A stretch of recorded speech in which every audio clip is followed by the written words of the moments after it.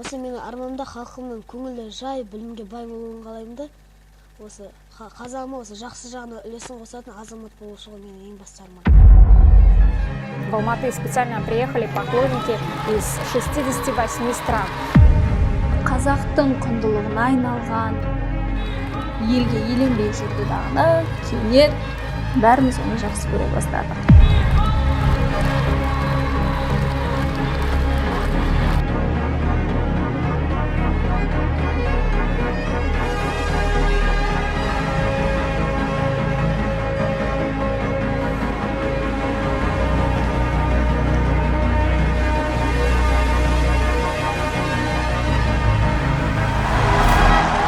Біздің көз алдымызда жүрген Димаш Құдайбергеннің образының ішінен адамды іздейміз.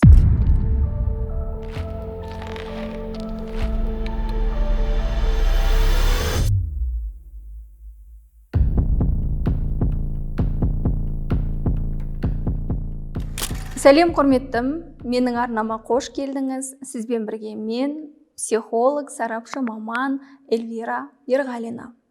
Бұл ел алдында жүрген танымал жандардың берген сұхбатына, іс-әрекетіне сүйене отырып жасалатын психологиялық талдау «Адам іздеймін».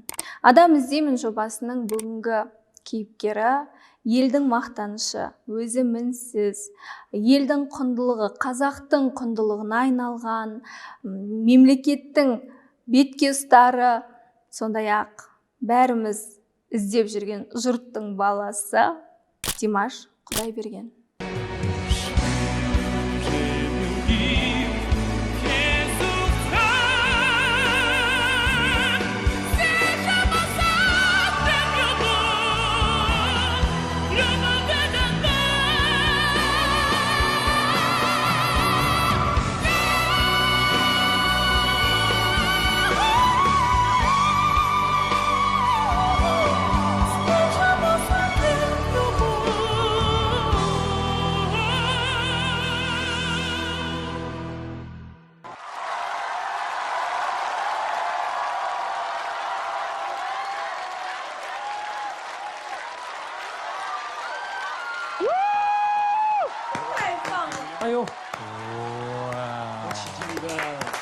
Димаштың образы шынымен мінсіз, дәл қазір.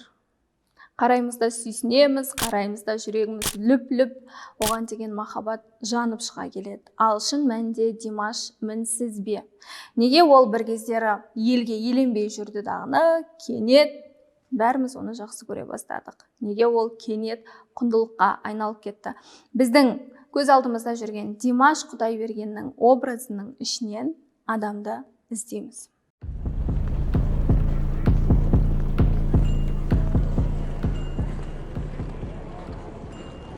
Димаш мінсіз бе? Осы сұраққа жауап табу үшін бірнеше пунктті тізіп шықтым. Ең бірінші қарайтын мәселе бұл тектілігі, одан кейін Димаштың өз орнында өз қызметін атқарып жүруі, және Димаштың терапиясы өзінің музыкасы болғаны, сондай-ақ отаршылдықтың салдары және махаббат туралы айтамыз. Дәл осы видеоны, дәл осы талдауды соңына дейін көріңіз. Міндетті түрде лайк басыңыз, каналыма жазылыңыз және осы видеоны таныстарыңызға, достарыңызға таратыңыз. Жалпы Димашта кемшілік бар ма? Кемшіліксіз адам болмайды. Кәсіби тұрғыдан демек қояйық, ол несі? Ана ретінде Димашжан, осы мінезіңді жөндеші. Шамалы жинақы бол дейміз. Ол тым ақкөңіл, оның ең бір қиын тұсы көп ізденеді, көп еңбектенеді. Күнмен түнімен сол өзінің шығармашылық жолында жүре беруі мүмкін. Тек қана өзінің шығармашылығын ойлап жүргесін, киімдерінің қайда қалғанын білмей қалады арасында, заттарының қайда қалғанын білмей қалады, кейде ұшаққа кешігіп жатады. Сондай бір әдемі бір шығармашылық аңғалдығы бар. Ең басты, ең негізгі назар аударатын пункт бұл Димаштың тектілігі. Қазақ әр адамның тегіне, тектілігіне өте қатты назар аударған. Қазақ мұны бұрын біліп кететін болса, қазіргі ғалымдар, әсіресе осы психологияның айналасындағы өзге елдің шетелдік мамандары осы ата тектің ықпалы жайлы өте көп зерттеу жасап, өте көп еңбектер жазу үстінде. Дәл қазір ата тектің, яғни ұжымдық бейсанадағы ақпараттың маңызы туралы ақпараттар көптеп тарап жатыр. Сондықтан бұл біздің ең ұлттық ерекшелігіміздің бірі, және оны Димаштың бойынан да байқаймыз. Тектілік бұл тек қана руға бөліну, тек қана жүзге бөліну емес. Бір әулеттің ғана айналасында болатын нәрсе емес. Тектілік ең бірінші бұл ата тек жүйесі деп алатын болсақ, бір жүйені бірнеше мүше құрайды. Бұл баласы, ата-анасы, атасы, арғы аталары жалғасып кете барады, және шежіремізге сүйеніп тек қана әке жағынан деп айта алмаймыз. Әрине адамның анасының, яғни анасынан келетін нағашы жағы да ата тек жүйесіне кіреді. Менің әкем өзі суретші. Кәдімгі Каспийдің сурет бөлімін бітірген. Бірнеше аспаптарда ойнайтын. Баян, домбыра, гитара, барлығында өте профессионалдық түрде шебер ойнайтын. Бірақ кезінде жаңағы партия қайда жұмсаса сонда барады. Сол өмір бойы ішкі істер саласында қызмет жасап, сол жерден заң саласының маманы болып кетті. Бірақ дегенмен отырған кезде өте кез келген аспапты қолына алып, қосылып ән айтып, анам қосылып ән айтып, сондай бір шығармашылық байланыс болатын үйде. Міне біздің Димаштың тек әкелері ғана емес, тек әке жағынан ата әжесі ғана емес, өзінің анасы да өте текті, өнерлі отбасы болғанын байқаймыз, білеміз, және ең басты тоқталатын мәселе бұл Димаштың ата әжесінің қолында тәрбиеленуі. Димаш енді папа-мамамыздың кенже баласы болып, сол кісінің бауырында өсті. Бізде енді шындығында да аға, апасы, әпкесі сияқты сөйтіп қарайды. Бізге өзінің қатар құрбысы сияқты әзілдесіп ойнап та қояды. Сондықтан енді мына сөздеріңіздің жаны бар. Иә, кәдімгі бәрімізге белгілі шынайы қазақ, нағыз қазақ Димаш ата әжесінің қолында тәрбиеленген. Өткен талдауларда ата әженің қолында тәрбиеленген баланың өмірінде бір қиындықтар кездесетінін айтқан едік. Дәл сізде сұрақ туындауы мүмкін. Дәл қазір осы пунктке тоқталғанда қалай ол Димаш ата әжесінің қолында тәрбиеленген, неге ол идеал, неге ол мінсіз, барлығы керемет деген. Иә, ата әженің қолында тәрбиелену бұл жаман емес, жақсы. Кері әсері болмау керек, егер ата тек жүйесіндегі әр адам өзінің орында болса, және барынша баланың аузын жаппай, бетін қақпай, керісінше оның қалауын, оның пікірін алға шығарып өсірген болса. Мама деп айтады. Мен әжесі деп айтсам ренжіп қалады, сондықтан мамасы деп отырмын. Түн ұйқысын төрт бөліп бәлекей баласын. Сол түн төрт бөліп баласына оянып, сосын түн ішінде Света, балам демізіп берші деп барып тұратын көрінеді. Мен өз жұмыс істеп жүремін. Сөйтіп өсірген баласы. Содан енді бала бізге әбден бауыр басып кетті ғой енді. Сосын тілі шыққаннан кейін папа, мама деп кетті. Содан ағатай, Света апа дейді. Содан кейін бертін келе қанат айтады, сіздердің балдарың деген, мен терезесі тең адамша сөйлеседі, мен өзі қатарды сөйлеседі. Ойбай, біз жоқ, сендерге қарсы қоймаймыз. Сендер сыйла дейміз. Кейбір аталар жейлер бар ғой, қарсы қояды. Туған ата-анасына қарсы қояды. Ондай бізде болған жоқ. Жоқ, біз айтамыз, айналайын, бізді сыйласаң, онана Қанат пен Светаны сыйла дейміз. Міне, Димашты тәрбиелеген ата әжесі Димашқа бар махаббатын үйіп төккен. Тәрбиесінің бері қандай әдемі. Демек өзім менің бойы ұзын, жауырынып кең дәужілік болайын деп тұр екен ғой менің ботақаным. Айдай сұлу әтті.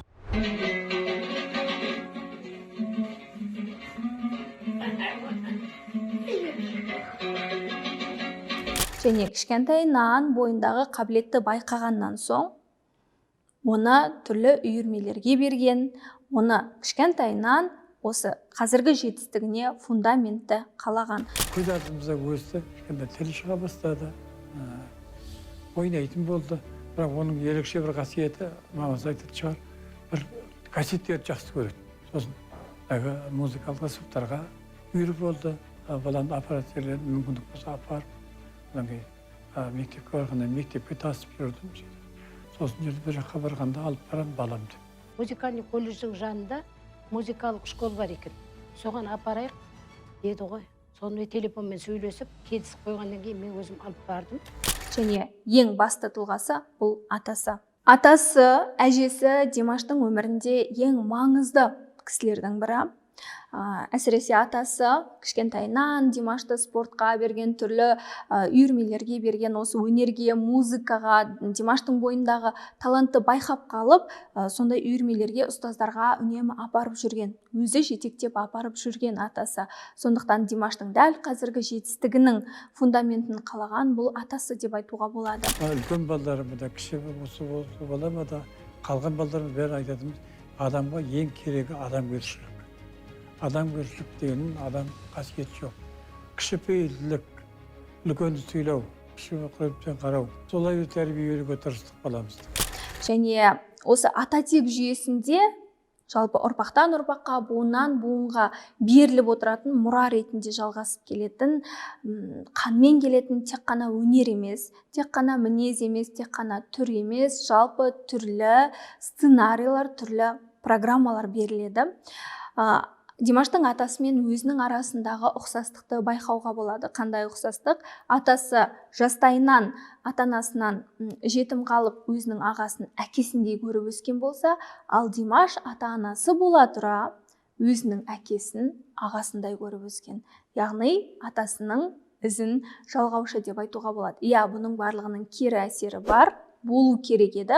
Бұны келесі пункттерде тарқатамыз. Ал біз Димаштың балалығын, Димаштың қаланған фундаментін ары қарай жалғастырсақ. Димаштың әкесі және анасы біздің елімізге танымал, мәдениетімізге еңбегі сіңген, жарық жұлдыздар, әнші. Бұл кісілер жас кезінде өте көп гастрольге шыққандықтан, әрине Димашқа, бауырларына, ата-әжесі қараған. Ол түсінікті. Ата-анамен арасындағы байланыс кішкентай кезінде қаншалықты тығыз болғанын білмейміз, бірақ дәл қазір ересек өмірде, үлкен өмірде ешқандай кедергі жоғын байқаймыз.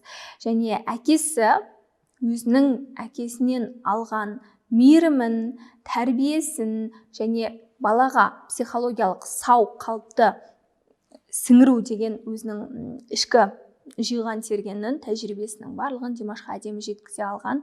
Өйткені әкесі балаларының, Димаштың бауырларының пікірімен үнемі санасып отыратынын айтқан. Менің әкем көбінесе менің пікірмен санасатынды. Өйткені жас толқын өспей жатқан балдар, сендердің білетіндерің бізге қарағанда әлдеқайда басқашалау. Біздің көзқарасымыз өзгеше болуы мүмкін. Сен не ойлайсың деп үнемі сұрайтынды. Қазіргі заманда Димаш екеуміз сөйлескен кездерде мен тура сол принципті ұстанамын. Өйткені 20-дан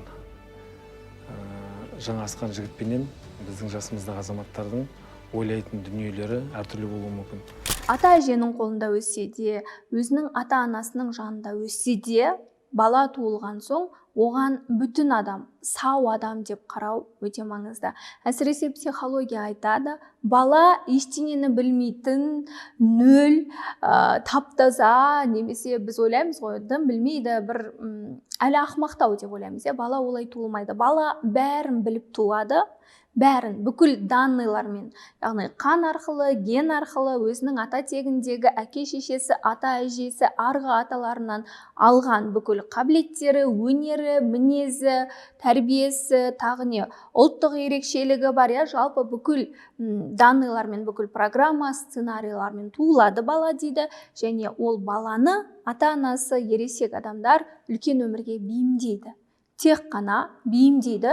Бейімдеу деген бұл өзінің сезімдерін түсіну, өзінің қалауын түсіну, жалпы адамның кішкентайынан өзінің табиғатын түсініп өсуге және үлкен өмірге, қоғамға бейімделуіне көмектеседі ересек адамдар. Көп ата-ана, көп ата-әже кішкентай баланы әрине дым білмейді. Ол аузын жап, болды, ешқандай сөйлеме, еш нәрсені айтпа, сен еш нәрсені білмейсің, сенің қай уақытта не істейтініңді, не жейтініңді, не киетініңді біз білеміз. Сен ештеңе білмейсің деп, біз көбіне баланы өзінен алыстатып өсіреміз, өзінің табиғи болмысынан. Ал Димашта керісінше, әкесі Димаштың пікірмен санасқан, ата-әжесі Димаштың бойындағы қабілетті, ұшқынды байқаған және соны барынша үлкейтуге атсалысқан. Міне бұл тектілік. Яғни Димашқа травма емес, керісінше бойындағы бүкіл керемет қасиеттерін, қабілеттерінің барлығын ашуға барынша мүмкіндік салған.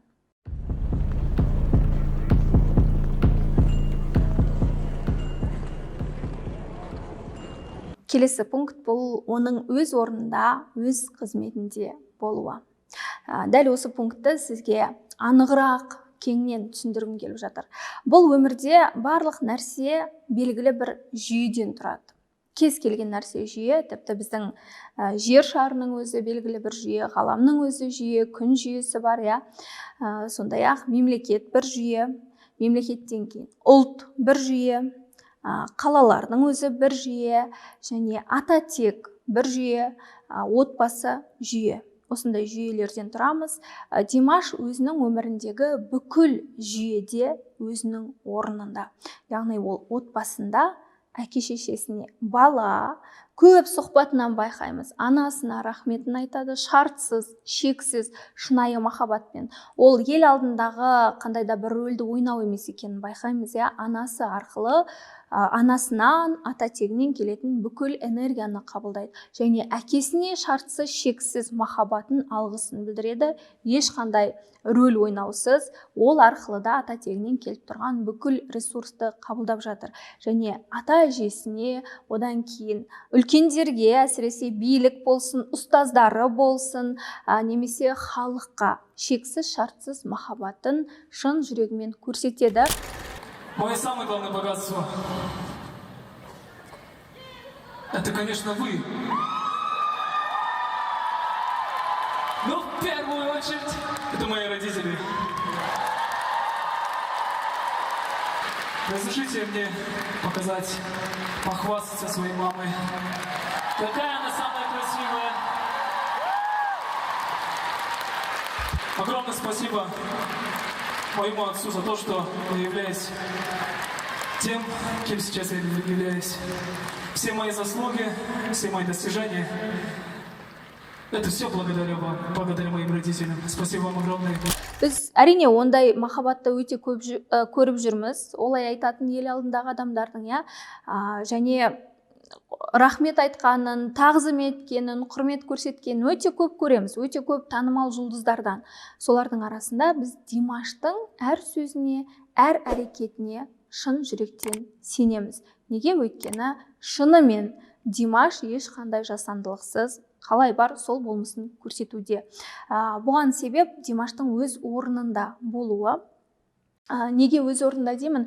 Біз қазір отбасы және ата тек жүйесін ғана, ондағы мүшелерді ғана айттық. Ал егер Димаш өз орнында болмаса, мысалы, ата әжесінің қолында өскендіктен өзінің әке-шешесін мойындамай, оларға перзент болмай, керісінше оларды бауыр көріп, немесе керісінше оларға әке-шеше болып, ақыл үйретуге, тағы көптеген мәселелерге тырысатын болса, Димаш өзінің перзент деген орнынан, системадағы орнынан тайқып кететін еді.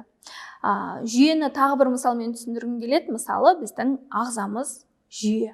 Әрбір мүшеміз өзінің орнында тұрмаса, бүкіл ағза ауырады. Мысалы, біздің бүйрегіміз егер төмен түсіп кететін болса, онда біз ауырамыз, өте жақсы білесіздер, бүйрек төмен түскенді. Сол сияқты әр жүйедегі әр мүше өз орнында тұрғанда, мынау қан айналым сияқты бүкіл ресурс айналып тұрады, бүкіл энергия айналып тұрады, соның барлығы дұрыс жүреді. Димаш өз орнында тек отбасында ғана емес, тек ата тегінің алдында ғана емес, жалпы қазақ деген ұлттың алдында және өзінің мемлекетінің алдында.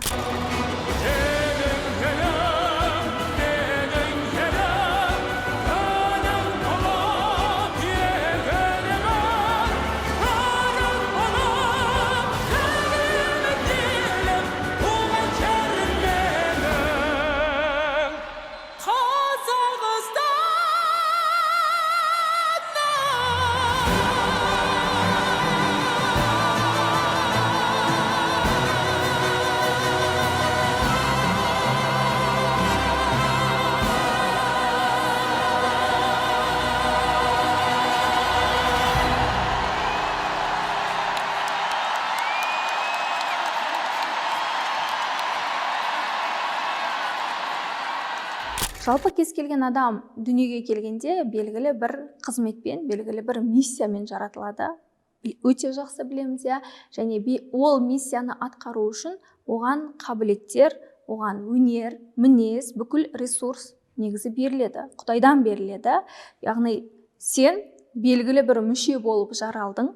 Сол жаралған орныңда қызметіңді атқару үшін бүкіл ресурс, бүкіл қажет нәрсенің барлығы өне бойында бар. Бар болғаны сен оны ашып алу керексің. Міне Димаш өзінің талантын, өзінің дауысын, бойындағы көркем мінезін барлығын аршып алып, оны қолданып жүр. Қайда қолданып жүр? Ол тек өзінің табысы үшін тойға шығып кетуге болатын еді, жоқ, түрлі қиындықтардан өту арқылы өзінің миссиясын, қызметін атқарып жүр. Яғни ұлтының қаншама отарлау болған, езілген, жаншылған ұлтының абыройын асқақтату үшін, қазақты марқайту үшін. Тағы не?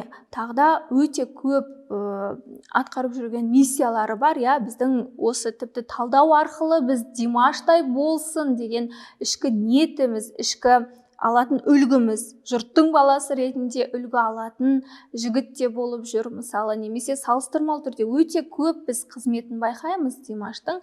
Сол қызметінің барлығын өте сәтті атқарып жүр. Бұл Димаштың өз орнында, өз қызметінде екенін білдіреді. Маған мынадай хаттар өте көп келеді. Мен өзімді таппай жүрмін. Мен не істейтінімді білмеймін. Мен өзімді қалай тапсам болады деген запрос деп айтамыз ғой, сондай сұрақтың артында. Мен өз орнымда емеспін. Мен орнымды және қандай қызмет атқаратынымды мынау өмірге, мынау әлемге, адамдарға қандай пайдам тиетінін білмеймін деген сұрақ. Сіздің ең бірінші, ең алғашқы бәрінен бұрынғы орныңыз анаңыз бен әкеңіздің ортасында. Сіз оларға бейсаналы түрде сөзбен емес, іспен сыйлық беру, жақсылық жасау емес, бейсаналы түрде олармен күреспей, оларға ақыл айтпай, ештеңені дәлелдемей, тек перзент болу керексіз.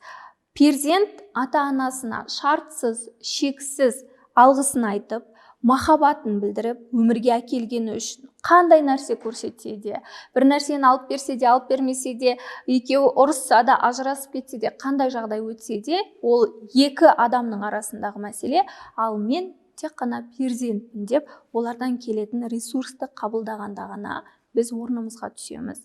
Егер сіз өзімді таппай жүрмін деген сұрақты көп қоятын болсаңыз, ең бірінші ата-ана деген есікке барыңыз деп айтар едім.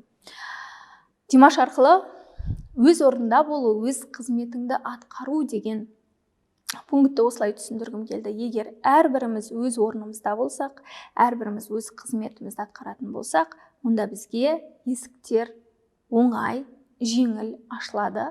Тіпті Құдайдың өзі жетелеп, қолдап жүргендей болады. Әр адамның өзінің орны, өзінің атқаратын қызметі бар. Барлық адам өнер адам болып кете алмайды. Барлық адам юрист болып кете алмайды. Бізде бар ғой, сондай болды. Табысты мамандық бұл заңгер десе, бәрі заңгерді оқытады, немесе IT маман, одан кейін барлығы блогер болғысы келеді, барлығы психолог, барлығы әнші болғысы келеді. Жоқ, олай емес. Әр адамның өзінің атқаратын қызметі бар. Ол тек отбасына ғана емес, ол тек әулетіне ғана емес, ол тек өзі тұратын қалаға ғана емес, ол бүтін ұлтқа, ол бүтін мемлекетке өзінің пайдасын тигізу керек болады.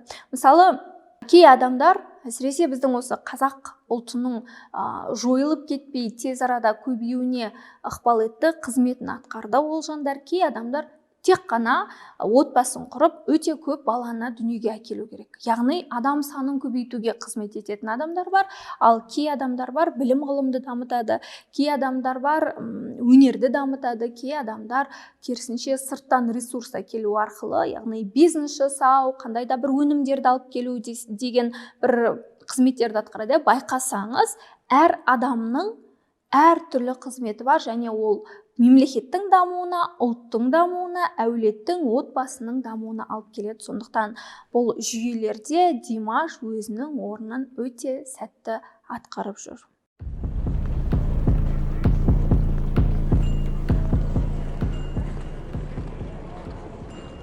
Димаштың мінсіздігіне өте қатты ықпал еткен үшінші пункт бұл оның музыкасы.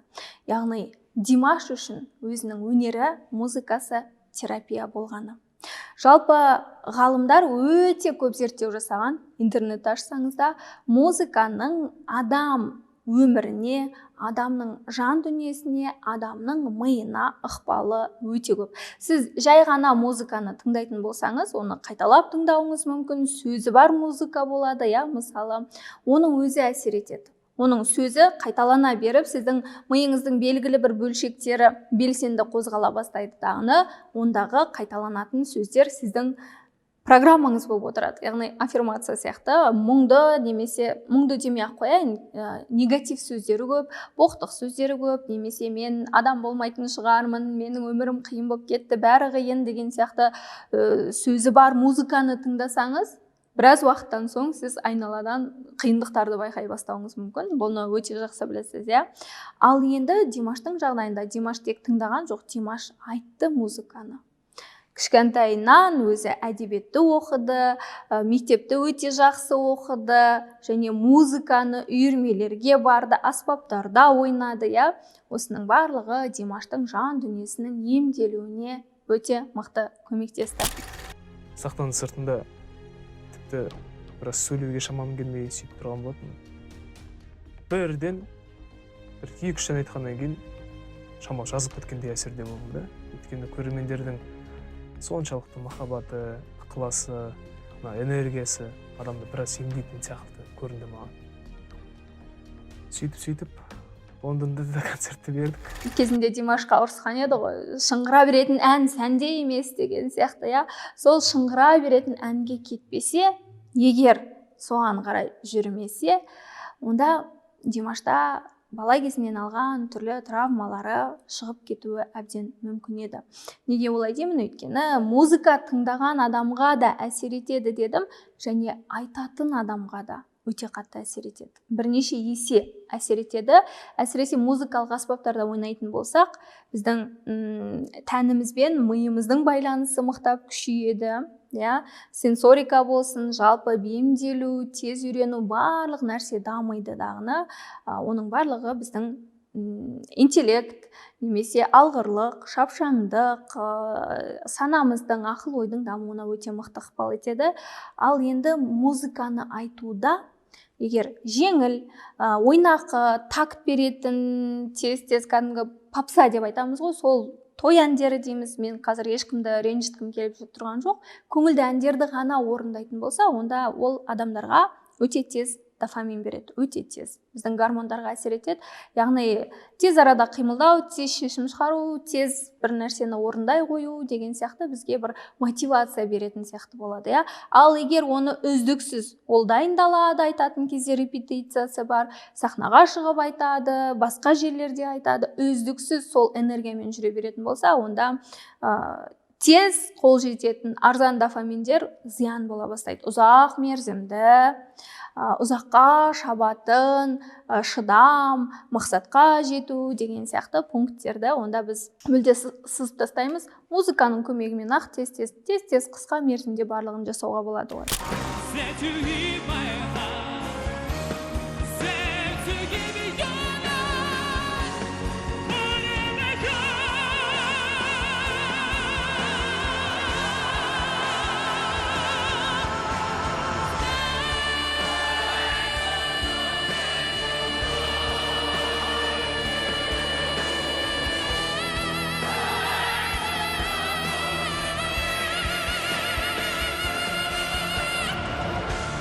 Say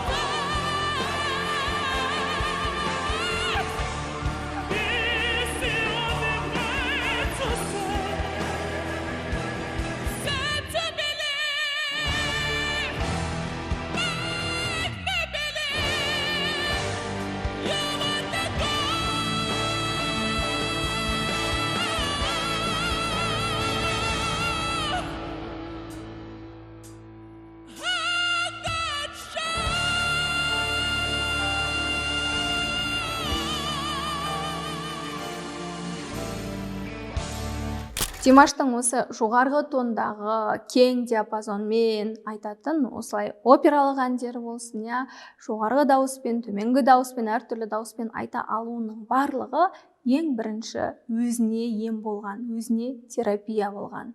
Жалпы Димаштың шетелден келетін фанаттары бар, әсіресе Қазақстанға келді, я концертіне келді. Сол жандардың көбісі сұхбатта айтты. Тіпті біз интернеттен де оны көреміз. Ауырып жатқан кезде Димаштың әндері маған ем болды. Менің жаным емделді, мен орнымнан тұрдым деген әндерді айтады. Бұның барлығы бекер емес. Шын мәнінде Димаштың дауысы, оның таңдаған әндері, бойындағы қуаты, энергиясы барлығы ендігісі. Өзін емдеп және өзгеге де жете алатындай терапиялық әсер беретіндей деңгейге жеткен. Әрине бұл бірінші Құдайдан келген, Құдайдан берілген талант, қабілет және оны өшіріп алмай өсірген ата-анасы, ата-әжесі, жалпы Димаштың өзінің еңбегі деп айтуға болады. К 9 лет мальчик почти не разговаривал. После знакомства с творчеством талантливого казахстанца он мог днями и ночами слушать выступления Димаша в интернете. И в один из дней ребенок заговорил. Ни один врач, ни один педагог не смог добиться такого эффекта. Тот день был самый счастливый. Я села на колени и заплакала. Это невероятно. Платон музыканы, оның ішінде әндерді, адамның бойындағы тревоганы, үрейді емдейді деп айтқан. Ал Аристотель музыка адамның бойындағы тұрақсыз эмоцияларды емдейді деп айтқан.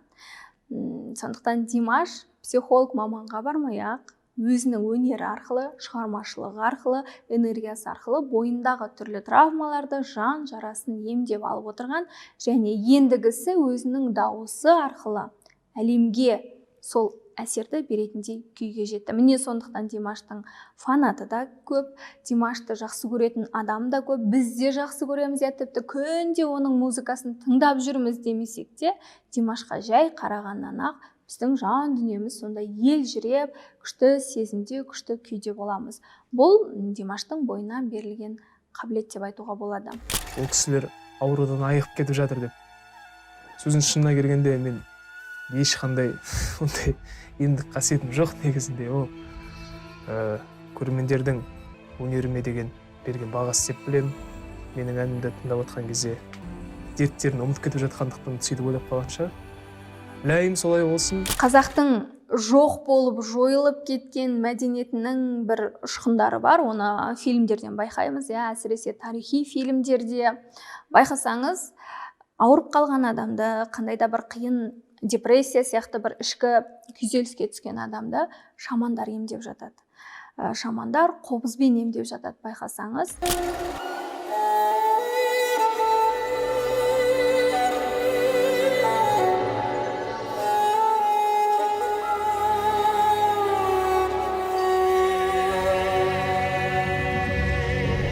Өйткені қазақтың мынау адамның қайғысын, мұңын, қасіретін, шерін тарқататын ең мықты құрал бұл қобыз болған. Қобыз арқылы ішіндегі бүкіл больді, ауыртпашылықты жылау арқылы, соның барлығын сезіну арқылы шығарып тастағандағыны, одан кейін домбыра болсын, тағысындағы басқа да аспаптар арқылы біздің қазақ халқы өзінің эмоционалды күйін бір ретке келтіріп отырған. Сондықтан қазақтың тарихында бұл аспаптар арқылы, музыка арқылы адамның жан дүниесін емдеу бар, болған. Соны жаңғыртып жатқан Димаш. Әсіресе Димаштың 2022 жылы Алматы қаласында болған Stranger концертіне арнайы дайындаған видеоларында бұл өте мықты көрініс табады. Димаш жай әнші емес, ол адамдарға терапиялық әсер беретін музыкалардың авторы, орындаушысы деп айтсақ болады.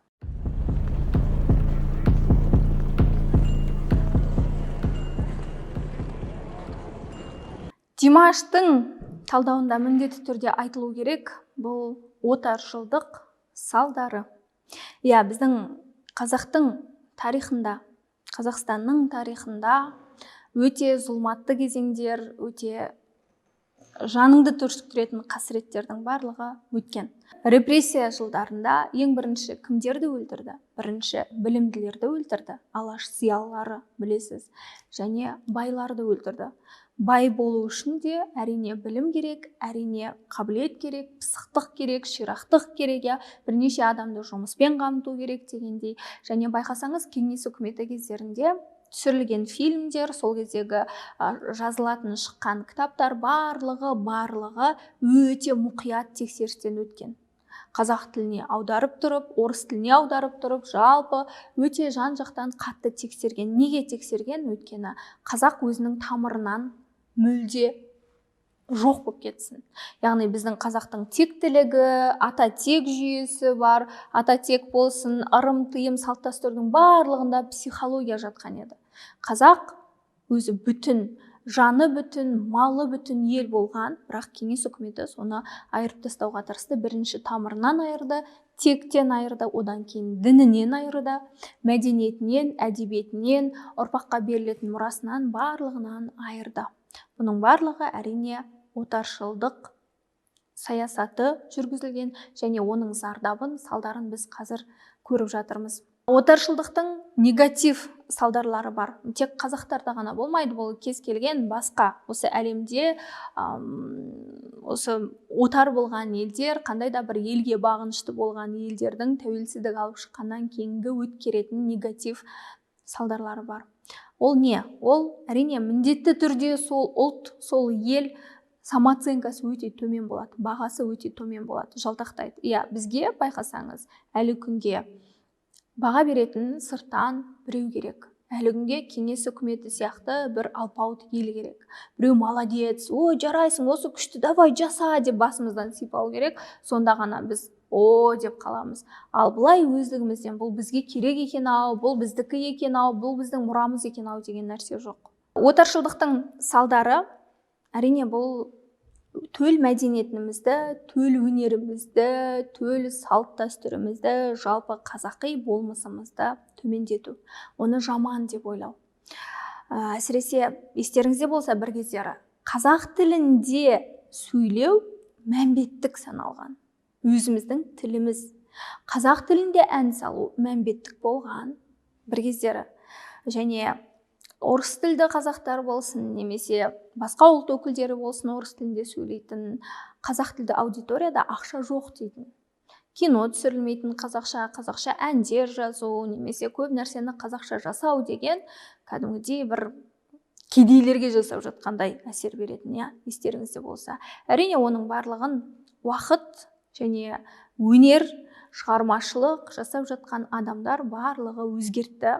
Қазір орыс тілді аудитория, орыс тілді бизнес иелері болсын, байқасаңыз, қазақ тілінде тез-тез жасауға ұмтылады, және қазақ тілді аудиторияда ақша көп екенін білді. Оны әрине той әндері, мысалы Қайрат Нұртас болсын, Төреғали, Ерке тойға шығып жүрген кімдер бар еді.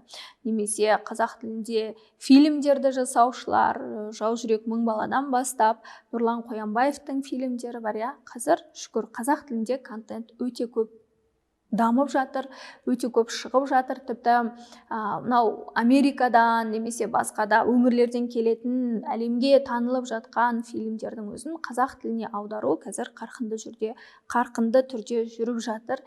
Яғни бізде сондай кері әсері отаршылдықтың салдары болған еді. Төл мәдениетіміз, төл тіліміз, жалпы ұлттық құндылығымыздың барлығы нашар деген. Және осы отаршылдықтың салдары ұлттық құндылықтарымыздан, ұлттық мәдениетімізден, ұлттық мұралардың барлығынан бас тарту болады.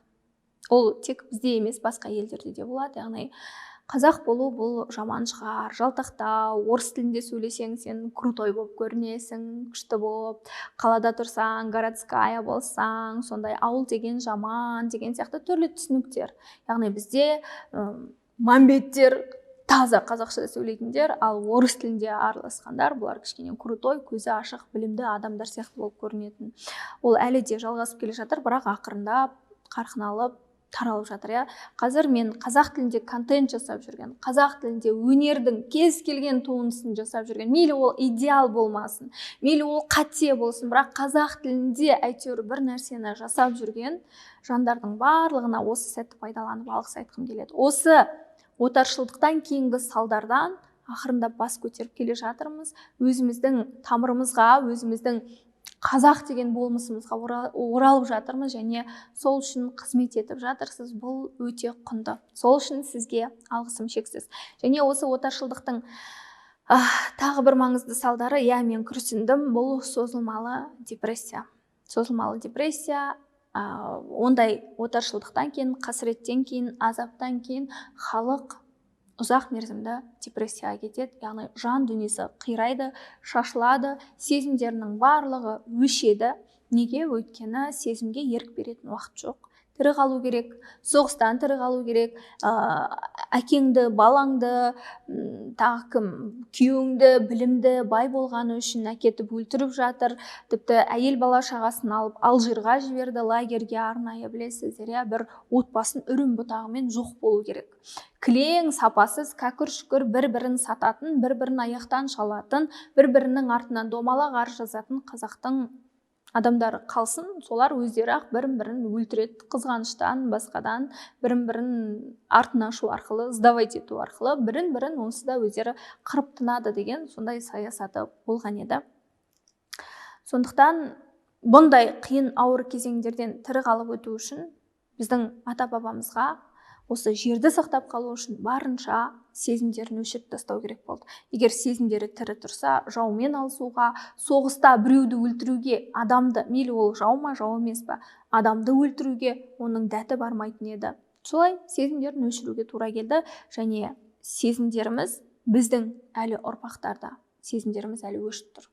Біз әлі бір-біріміздің артымызды шұқылап, әлі сол бір саясатты әлі дөңгелетіп алып келе жатырмыз, бірақ бұл салдары және депрессия, созылмалы депрессия, түрлі жан жарасы, әсіресе осы салдар ретінде көрініс табатын нәрсе бұл қазір ер адамдардың тұншығып келіп бунт көтеріп, түрлі зорлық-зомбылықтың, кішкентай бүлдіршіндерге жасалған шабуылдардың болып жатқаны.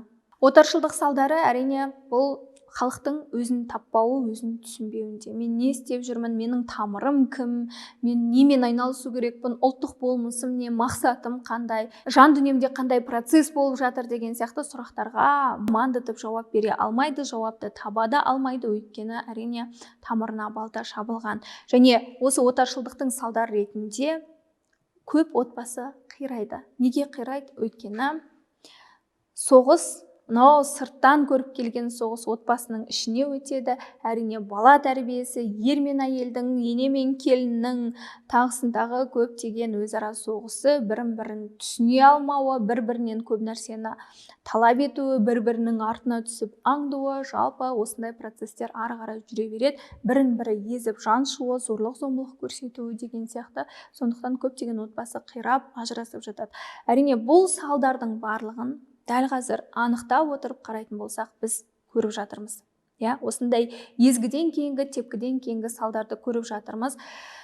Өте өкінішті, бірақ енді тез арада бұны жастар, әсіресе қазақ жастары білім алу арқылы, даму арқылы қалыпқа келтіреді деген ойдамын. Біздің сондай салдар, сондай өзімізді өзгелерден төмен санау, өзгелердің алдында сүмірейіп қалу, тіпті біздің елде тұрған орыс тілді адамдардың ішінде орыс тілін білмегеніміз үшін басымызды төмен салып, іштей өзімізді жаман адам санап жүрген кезде, біздің Димаш алдыдағыны тарс еткізіп, қазақтың абыройын, Қазақстанның абыройын әлемнің алдында асқақтатты.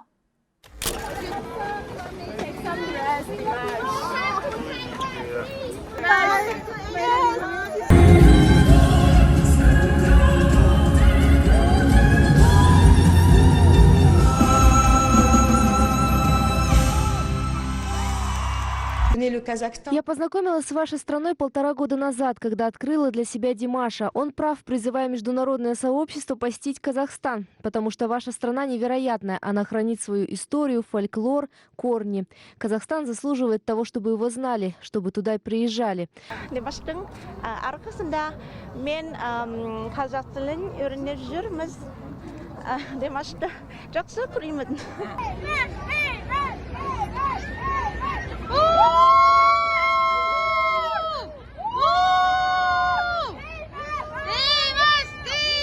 Я дәл осы сәтте сыздаған жарасына ем іздеп отырған жандардың көбіне Димаш дәрі жақты деп айтуға болады. Және дәл осы Димаш сияқты қазақ жастары бізде көбейіп жатыр, осындай негатив салдардан біздің еңсемізді тік ұстауға көмектесіп жүрген.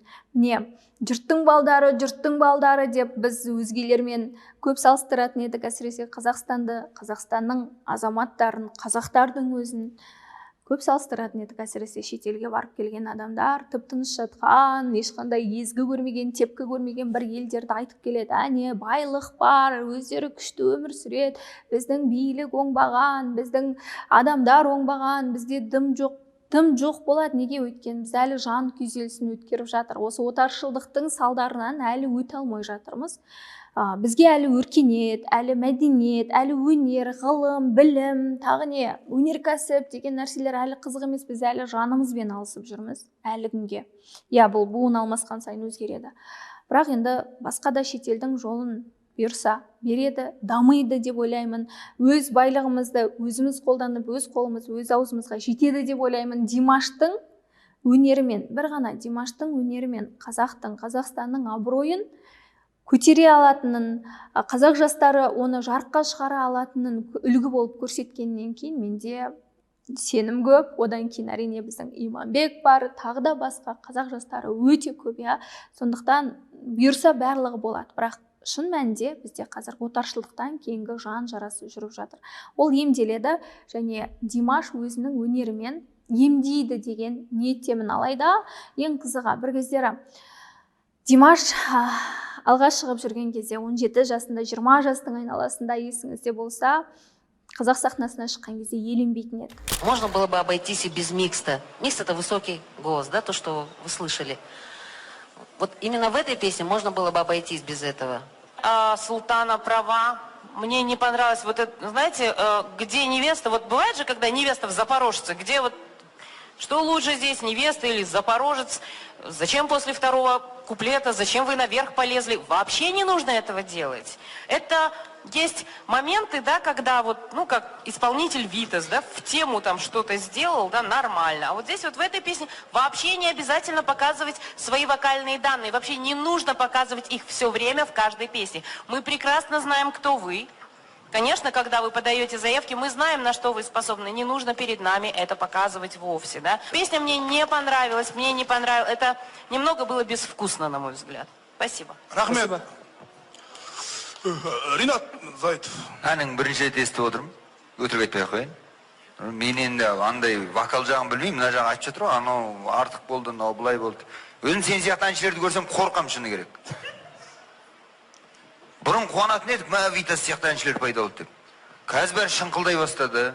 Осы бір еркекше дауысы өмір қылайын езіппен біздің эстрада бітіп қала ма деп ойлаймын кейде мен. Біреу шыңғыртып жатыр ма деп қорқасың ғой. Жарайсың, баса бер, осы бетте. Енді қазіргі беретін бағаға сен көңіліңді түспей ақ қойсын. Мен 8 берем, ашығын айтайын, себебі әнді бірінші рет тыңдап отырмын. Әрине, үлкен рахмет. Ой, шәңкілдеген, шыңғыра береді, ондай әндерді тыңдай алмаймыз деп. Неге? Өйткені біз оны шынымен тыңдайтындай, оны ұстап тұра алатындай, оны выдерживать ете алатындай, шыдап тұратындай бізде мүмкіндік болған жоқ. Бізге онсыз да жанымыз сыздап жатыр. Бізге той әні маңыздырақ болды.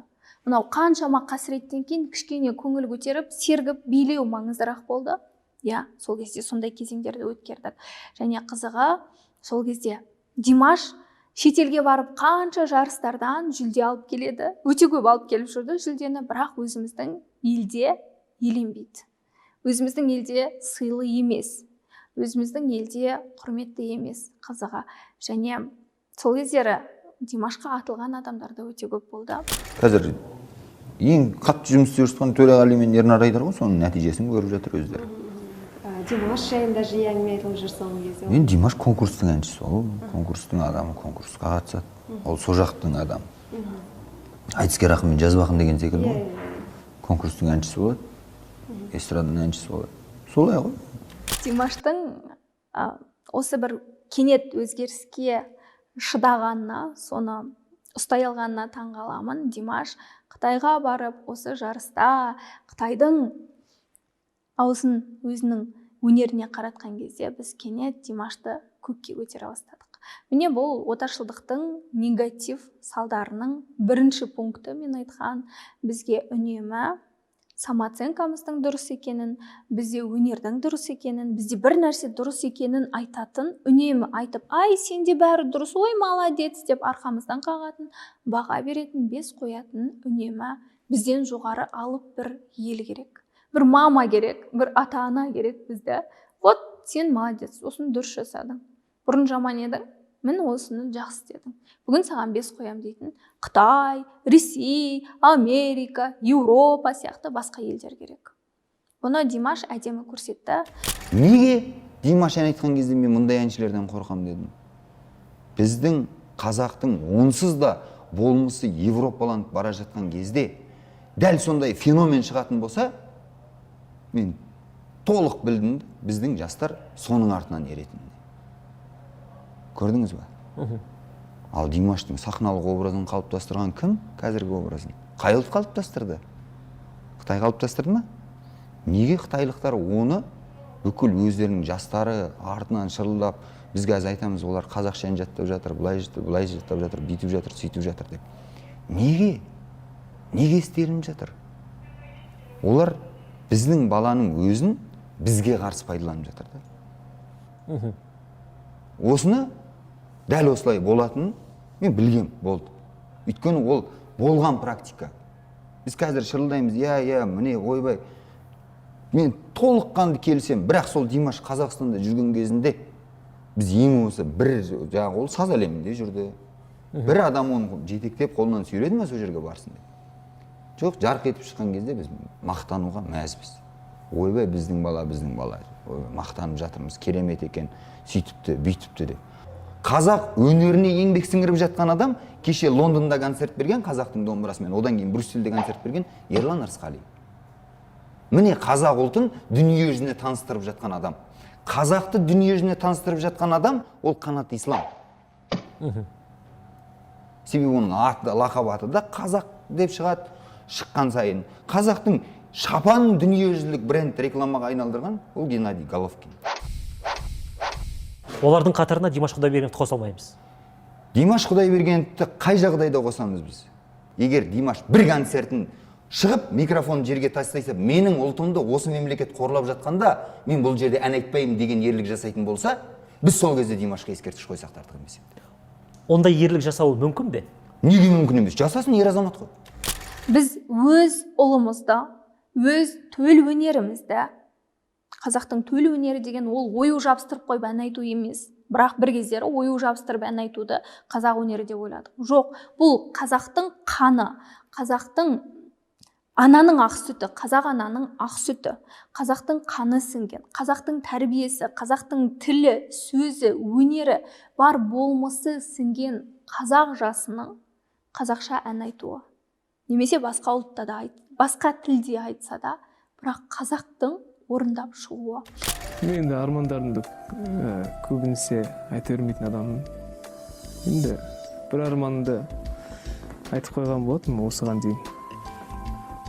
Ол Грэмми алу, Грэмми жүлдесін алып, мүмкіндігі болса, сол Грэммиді мен қазақ тіліндегі әнмен алғым келеді. Соны қатты армандаймын.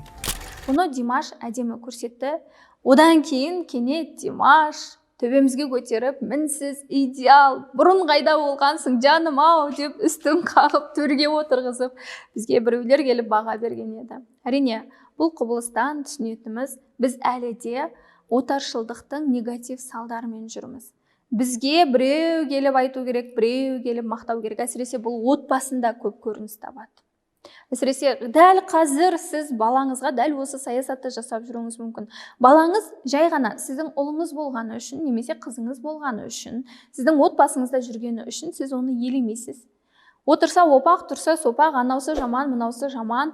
Біреу келіп, ой, молодец деп мақтаса, немесе көп подписчигі болса, немесе бір ән айтып, немесе басқада бір өнерімен шықса, жарысқа шығып орын алса, әйтеуір бір шетелге барып келсе, бір жақсы жерде әртістермен суретке түссе, міне не үшін біз әртістермен суретке түскіміз келеді. Әйтеуір жоғары біреу бізге, ой, молодецсің, күштісің, вот, супер, саған 5, саған лайк деген нәрсені айту керек.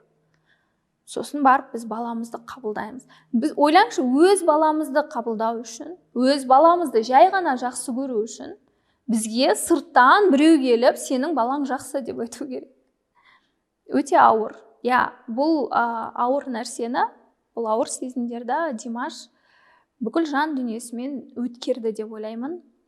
Сондықтан Димашқа тек қана алғыс, қазақтың ұлтының, елінің бүкіл абыройын асқақтатып жүр, және ішіндегі ұлтқа ренжіп, заттарын жинап, тонын киіп басқа елге көшіп кеткен жоқ. Қазақстанда қазақша ән айтып, қазағым, қазағым, рахмет деп иіліп, қазақ үшін қызмет етіп жүргеніне қазір мен кішкене толқып отырмын. Бір тамамда өксік тұрған сияқты. Тәуелсіздік деген сөзді естіген кезде, менің көз алдыма ең алдымен біздің ата-бабаларымыздың кейпі елестейді.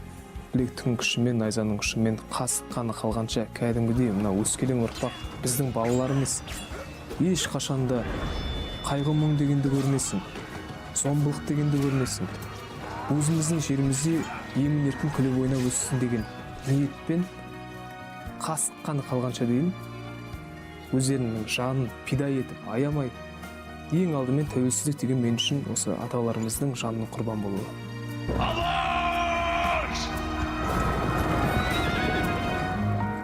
Әрқашанда ел болып жұмылып, бейбіт өмір кешсек деп тілеймін.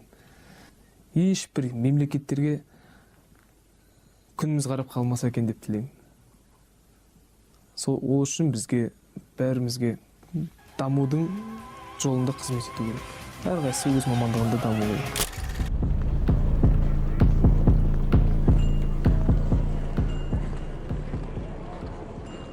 Осыдан кейін келесі пунктті жалғастырғым келеді. Бұл Димаштың бойындағы сарқылмайтын махаббат. Махаббат деген Димаштың екінші аты сияқты, екінші есімі сияқты. Бір кездері Димаш конкурстардан орын алып келсе де, өзінің елінде қошеметке, қандай да бір назарға ие болмай жүрді дағыны, кенет бірден әлемнен топ етіп шықты.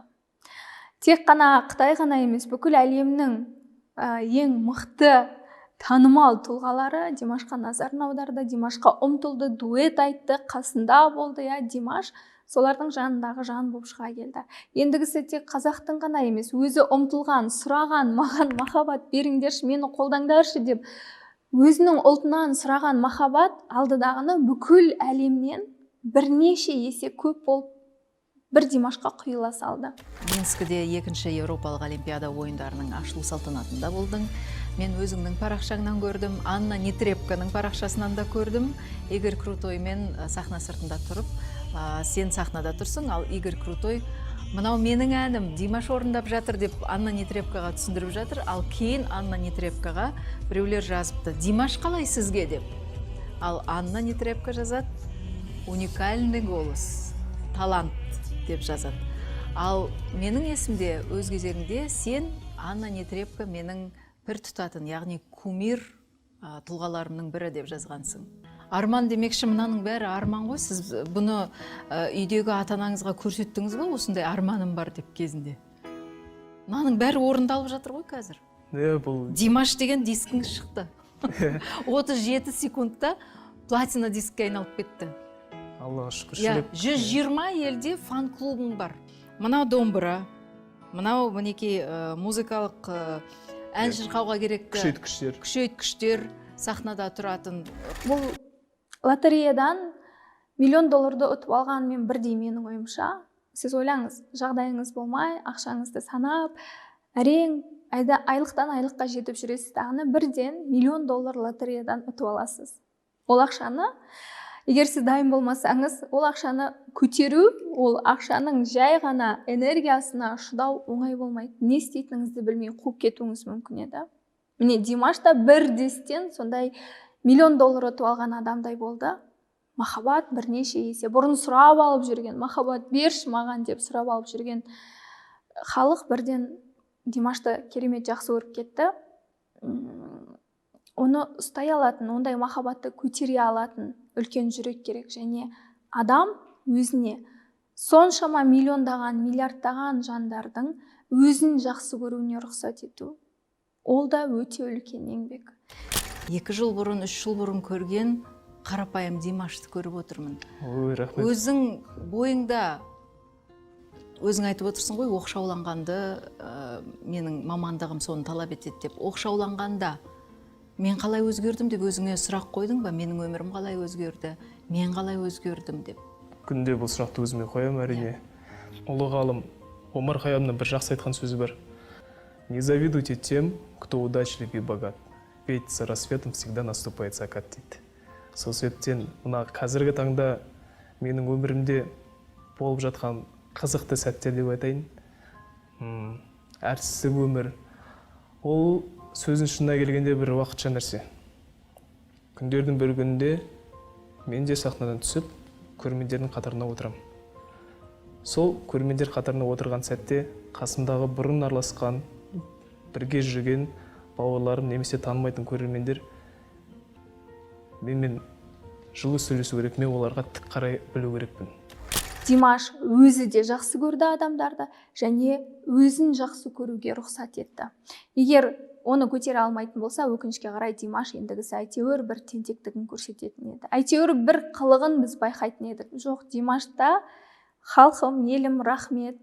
Тіпті біздің қазаққа, әсіресе осы мәселе көп айтылады ғой, біздің қазаққа астыртын саясатын жүргізген, қазақ ұлтын жоқ қылып жіберуге тырысқан, баяғы кеңес үкіметінің ұшқыны дейміз, қазір енді Ресей мемлекеті деп айтамыз, Ресей патшалығы деп айтамыз. Сол Ресейдің мықты бір композиторларымен, солардың бір бағдарламасы бар, солардың продюсерінің жанында жұмыс істеді. Жалпы солармен жұмыс істеді, солардың аудиториясынан шықты деп ренжитіндер бар. Егер шынымен өз ұлтын жақсы көрсе, Димаш ол Ресейдің мамандармен жұмыс істемейтін еді, оларға құрыңдар деп айтатын еді деген сияқты бір алауыздыққа, өшпенділікке, соғысқа, оның барлығына итермелеуге тырысса да, Димаш өзінің қалпын сақтап қалды.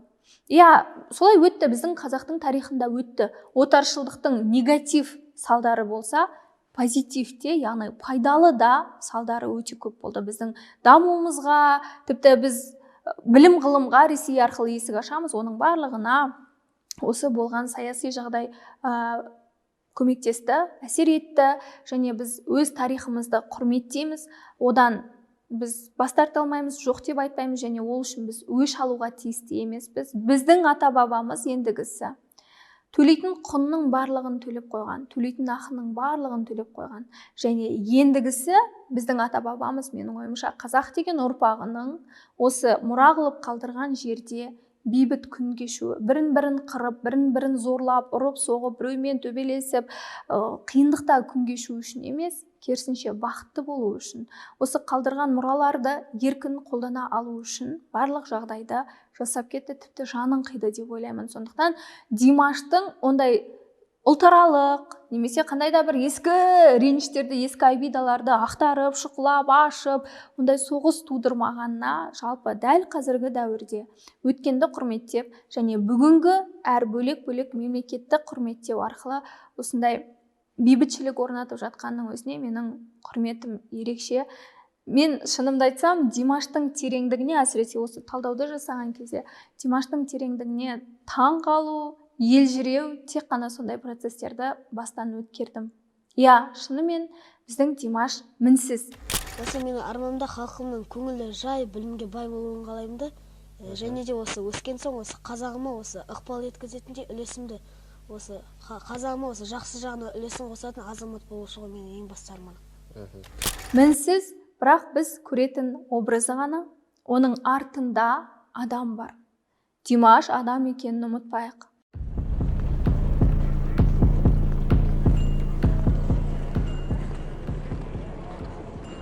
Міне Димаштың образынан адам іздеу арқылы осындай маңызды пункттерді айтып өттім.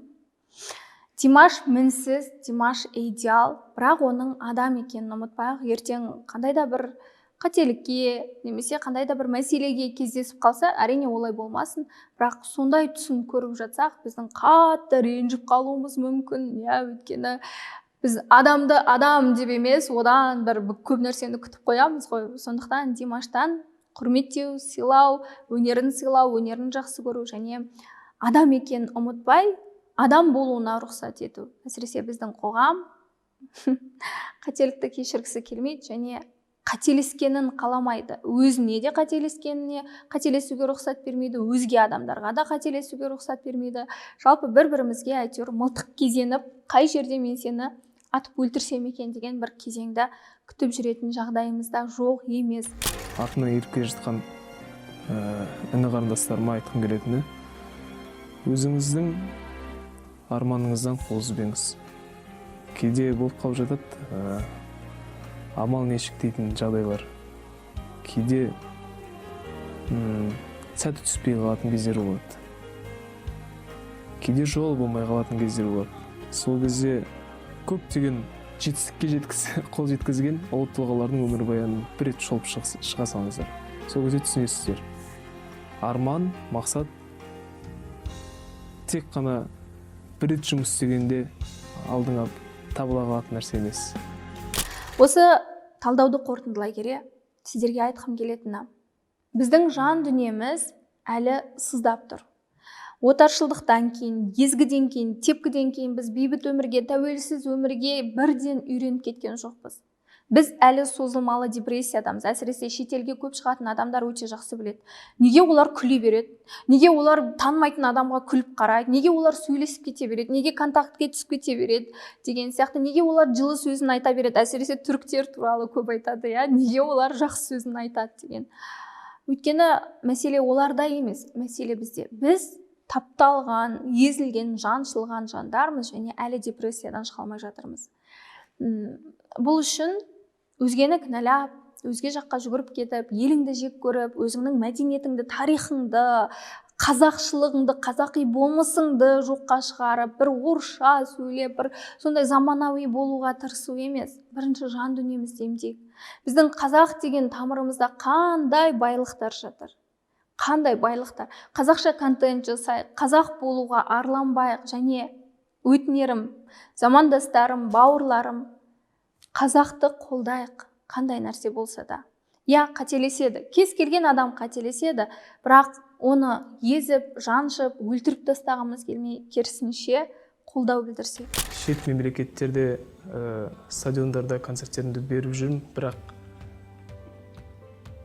әрине қабылдаулары да өте керемет, қолпаштап, қошеметтеп, жанын беріп отырған барша жанкүйерлеріме осы сәтті пайдаланып отырып, алдарыңызда басымды иемін.